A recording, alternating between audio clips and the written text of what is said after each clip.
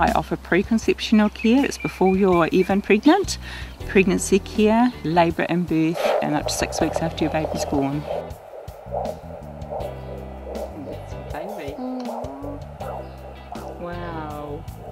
Someone sounds very happy. I focus a lot on education. I feel really strongly that people need to know what's going to happen to them through this pregnancy, all the changes that their baby's going to make while it's growing, and what's best to grow the best and healthiest baby. And then also all about labour and birth. There's so many things about labour and birth that we need to know, mums need to know. And if you understand or have some education about what is going to happen in your labour and birth, then you're going to feel a lot more empowered.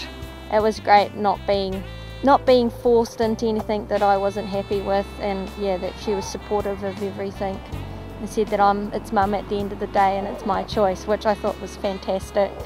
Being a nurse has given me a really good medical background, so I really understand on a multi-level what is happening with people when they're pregnant.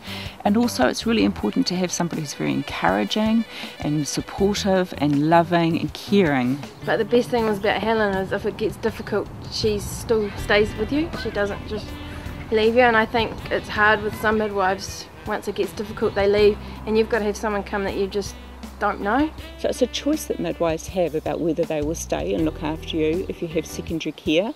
Not all midwives will do that. Some midwives will leave you with the hospital midwives who are very competent at what they're doing.